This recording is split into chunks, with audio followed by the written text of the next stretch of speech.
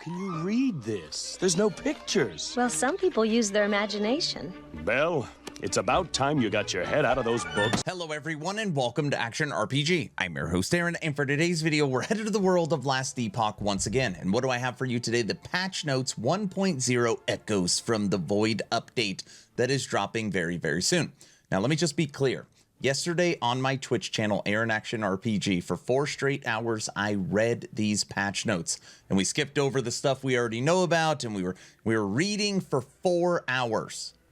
Did I finish reading them all? No. This is the largest update I have ever seen from EHG, or really maybe any studio. I don't know. It is massive. And what we're going to do is cover the high arching stuff today. I'm going to talk about the builds that are very established that are getting nerfed, and we're going to talk about some builds that might be possible because they are getting a buff. Now, before we start, a couple of very quick announcements. If you haven't signed up for my 4th treasure hunt event, where we are looking for Communion of the Erased, first link in the description, join my Discord, go to the Last Epoch channel and hit the green button. We almost have 200 people already signed up for the new treasure hunt event. It's going to be really fun, and we have 2 winners, chance to win a custom action RPG item. Join. It's going to be fun. Announcement number 2, February 21st, I will be kicking off my Subathon. This is the first time I've ever done this on Aaron Action RPG on Twitch. Maybe I'm a little nervous. And if you didn't hear, I am now a full-time content creator. Starting in February 1st, this is now my job. And I just appreciate all of you so much. The support has been overwhelming. Just getting things going, it has been amazing. And to celebrate, I'm going to have special guests. I'm going to have multiplayer parties. We're going to have game giveaways. We're going to have merch giveaways. Last Epoch copies are going to be flying. I've got items. We've got special guests. It's going to be fun. Subathon kicks off with game launch February 21st. And get into the community event. Okay. Announcements done. Let's talk about some nerfs, everybody's favorite thing. And we're going to start off with my beloved Acolyte. Summon Volatile Zombie. Dreadful Horde and Giant Zombie now only have a 10% chance to trigger their effects on indirect cast from always triggering. What does that mean? Your guaranteed Giant Zombie now is a 10% Giant Zombie. 90% nerf. Now, we kind of already knew this was coming, but it was really good. Now it's not as good. Summon Wraith, Flame Wraith, the projectile that casts 0.105 seconds from 1.25, resulting in the traveling a shorter distance and can no longer off-screen as much. Flame Wraiths now have 20% less cast speed. Okay, out of every single build in the game, I think Summon Wraith took the largest hit. It got absolutely murdered. Not only can it not shoot as far, so it can't off-screen, and it doesn't shoot as fast, also its unique staff call is now for minion melee. Can't shoot off-screen, shoots slower, and lost its unique item.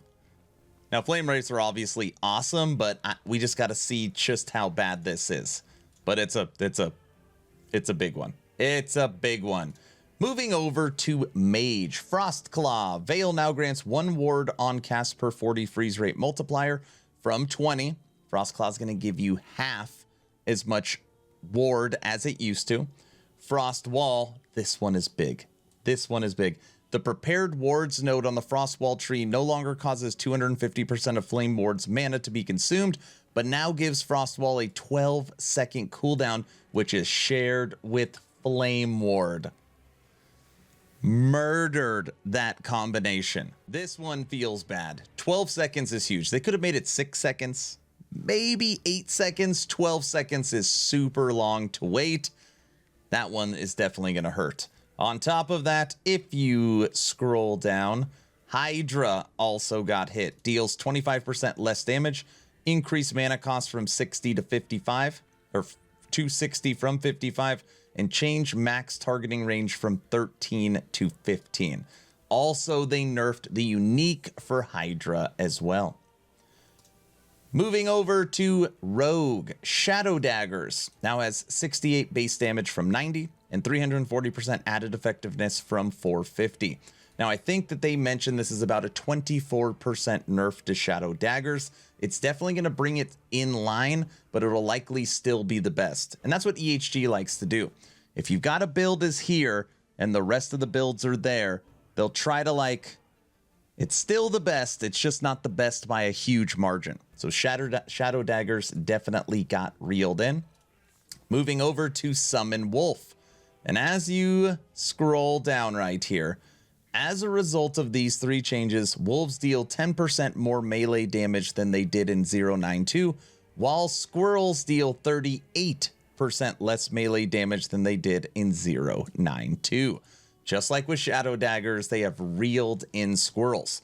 Now, squirrels were probably 50-60% better than everything, so even them being at a 38% nerf, they are likely still the best, but squirrels still took a massive, massive hit.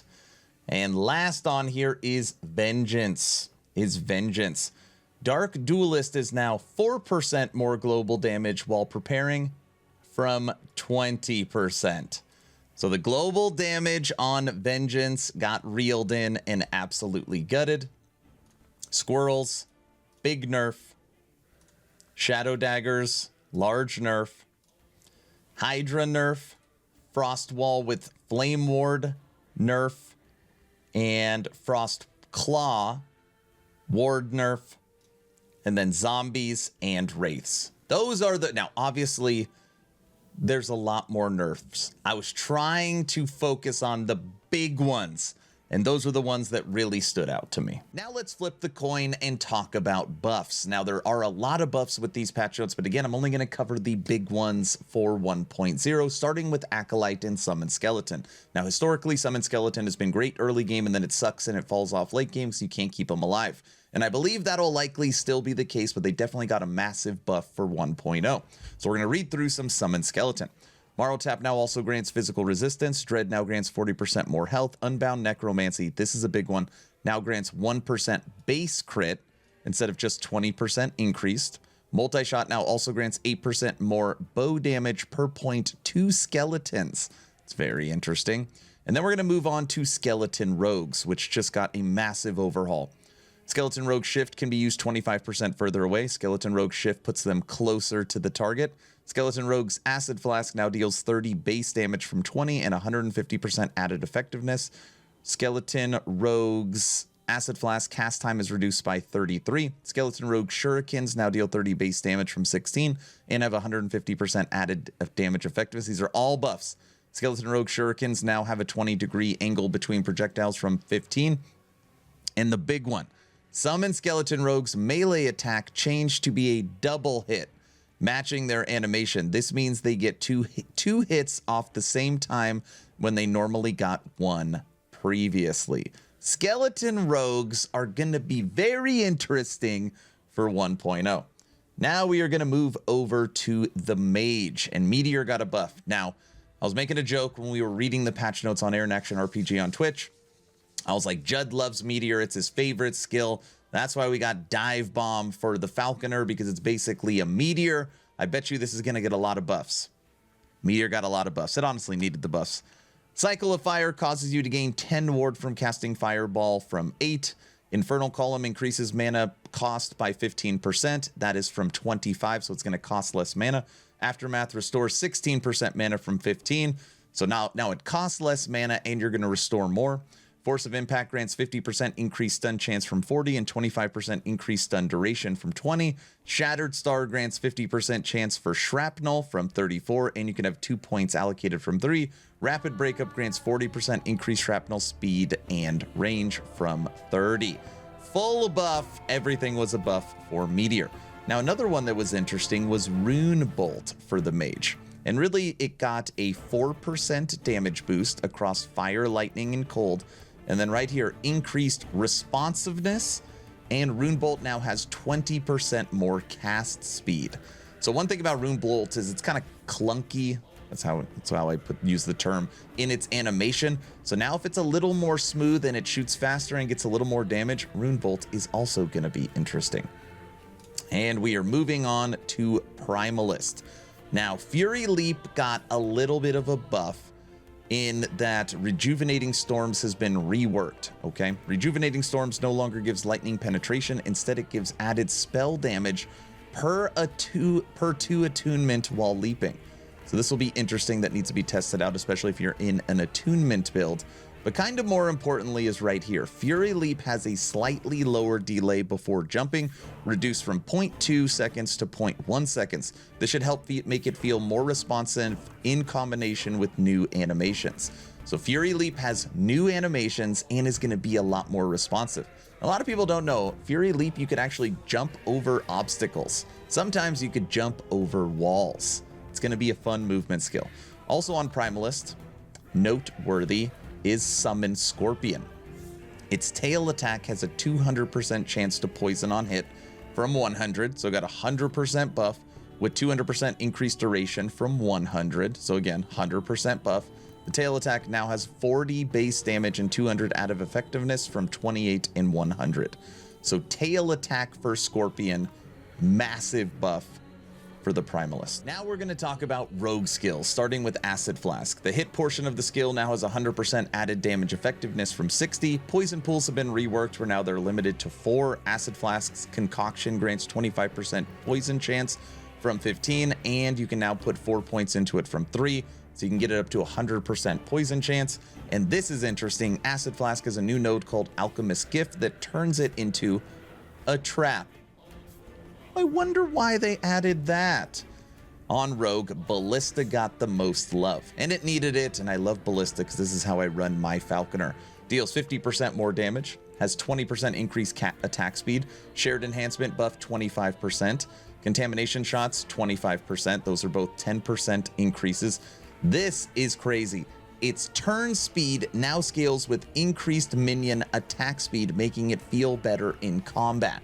So when you're talking about a sentry and how quick it rotates, Ballista historically rotates pretty slow. Now it can just be crazy shooting and turning. Absolutely love that. Moving over to Sentinel skills. Now Sentinel didn't get a lot. Obviously it got Healing Hands, which is crazy, but its existing skills didn't get a lot. A Racing Strike now has 550% added damage effectiveness from 450. And Mark of the End has a 100% chance to shred enemy void resistance from 25. And for some reason, they put a lot of love into void beams. I guess nobody uses void beams, so maybe that makes sense, but void beams got a buff as well. So Racing Strike is going to hit even harder. Forge Strike now has 500% added damage effectiveness from 400, now provides a new sub-skill tooltip for summon weapons, and clarified Spear Forge to say it deals damage in a smaller area. So now let's talk about some very powerful items that were unfortunately nerfed that you have likely found or used in the past. And we're going to start with Aberrant's Call. This is the staff for flame wraiths, or wraiths in general. The increased minion damage mod is now just affects minion melee damage. Also grants 13 to 35% increased minion movement speed, and they've upped its legendary potential. So when you talk about flame wraiths, not only were the wraiths themselves hurt bad, they also took the staff that you are going to be using for that build. And you could see exactly what they're doing. No spell, so no range, it has to be melee, and they gave it movement speed. When people play flame wraiths, you use them as stationary so they can't move, basically like sentries. That item is now minion melee. Moving on to the Mad Alchemist Ladle. Now this is the wand I planned on using for my Chthonic Fisher Warlock, and we are not using it anymore. Grants 6% more damage per negative ailment from 8%. And by the way, this is still going to be a great leveling item, just FYI. So they nerfed it 2%, but the big one is it's up to 8. So if you had 10, 20, 30 ailments on a target, you're going to get that multiplicative damage. Not anymore. Now you can only go up to 8. Mad Alchemist Ladle, still great for leveling, not going to be as good for end game. Moving over to the Box of Hydra. Reduced max increased area to 63% from 81. Reduced max cast rate from 54 to 36. Increased max ward decay threshold. So little boost to increase max ward decay, but obviously when it comes to damage, size, cast rate, all that stuff, Hydra took a hit.